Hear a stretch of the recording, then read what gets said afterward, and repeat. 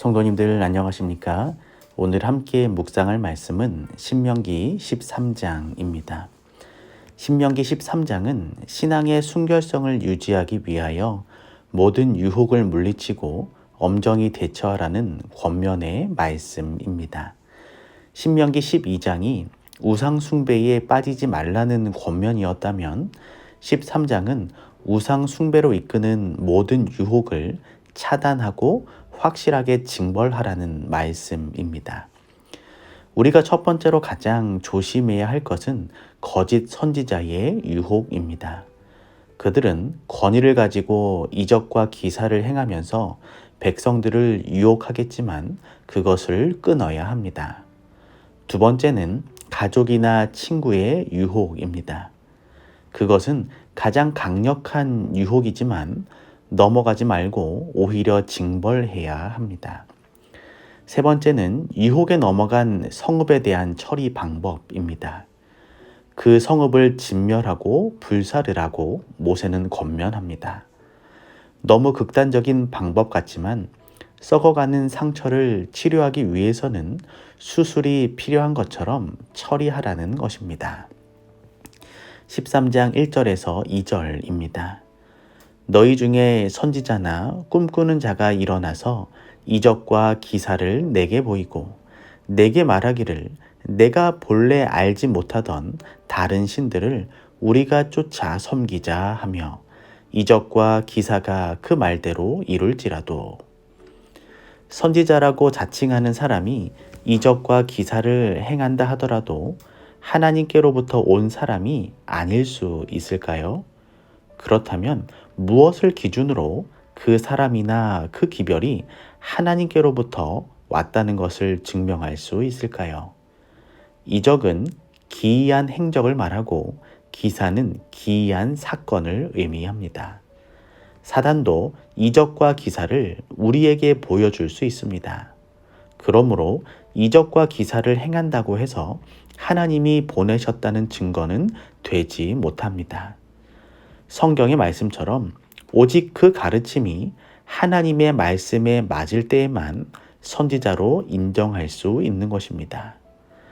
세상에는 자칭 선지자나 재림 예수라고 스스로 칭하는 사람들이 많이 있습니다. 마지막 때가 가까울수록 이러한 일이 많아질 것입니다. 우리는 이러한 거짓 선지자와 가르침에 넘어가지 않고 늘 성령 하나님의 도우심과 인도하심을 받도록 끊임없이 기도하며 말씀대로 살아가야 할 것입니다.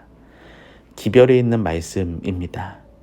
마땅히 율법과 증거의 말씀을 좇을지니 그들의 말하는 바가 이 말씀에 맞지 아니하면 그들이 정령이 아침빛을 보지 못하리라.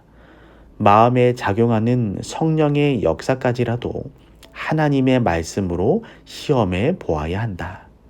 성령의 감동으로 성경을 기록하게 하신 성령께서는 언제나 성경으로 인도하신다. 13장 3절입니다. 너는 그 선지자나 꿈꾸는 자의 말을 청종하지 말라. 이는 너희 하나님 여호와께서 너희가 마음을 다하고 성품을 다하여 너희 하나님 여호와를 사랑하는 여부를 알려하사 너희를 시험하심이니라. 하나님께서는 우리를 시험하실까요? 그런데 야고보서 1장 13절은 사람이 시험을 받을 때에 내가 하나님께 시험을 받는다 하지 말지니 하나님은 악에게 시험을 받지도 아니하시고 친히 아무도 시험하지 아니하시느니라고 말씀하고 있습니다. 하나님께서는 아무도 시험하지 않으신다고 말합니다.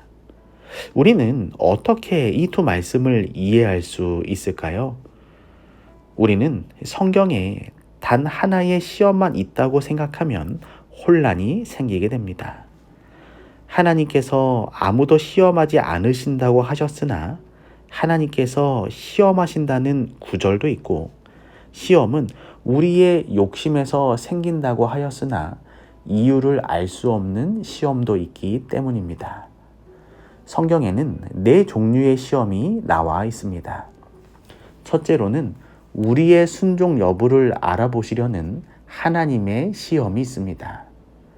즉, 이 시험은 상대에게 해를 끼치거나 유혹하려는 시험이 아니라 상대의 유익을 위하여 선의로 하는 시험입니다. 신명기 13장 3절이 그 시험입니다. 둘째로, 하나님께서 직접 주시지는 않지만 특별한 목적을 가지고 허락하시는 고통을 수반하는 시험이 있습니다. 셋째로, 사단이 직접 주는 시험이 있습니다. 유혹이나 악의적 고난이라고 이해하면 좋을 것 같습니다. 욥의 경우가 그 대표적인 경우입니다. 이 시험은 악의에서 나오는 시험입니다. 사람을 견딜 수 없는 시험에 빠뜨려 하나님을 원망하고 떠나게 하려는 것이 사단의 사람을 시험하는 목적입니다. 그러므로 가장 비정하고 무서운 시험입니다. 넷째로, 자기 욕심에 끌려 스스로 미혹되어 생기는 시험이 있습니다. 야고보서 1장 14절입니다. 오직 각 사람이 시험을 받는 것은 자기 욕심에 끌려 미혹됨이니 욕심이 잉태하여 죄를 낳고 돈을 사랑하는 것이 일만 악의 뿌리가 되는 것입니다. 자기의 부절제한 생활로 질병에 걸리는 것도 이러한 범주에 들어갈 것입니다. 선지자의 기록의 말씀을 읽어드리겠습니다. 구주께서는 사람이 어떻게 승리할 수 있을 것인지 보여주시기 위하여 승리하셨다. 그리스도께서는 사단의 모든 시험을 하나님의 말씀으로 대항하셨다. 그분께서는 하나님의 약속을 신뢰함으로 하나님의 계명에 순종할 능력을 받으셨다. 그러므로 유혹하는 자는 아무런 유익을 얻을 수 없었다.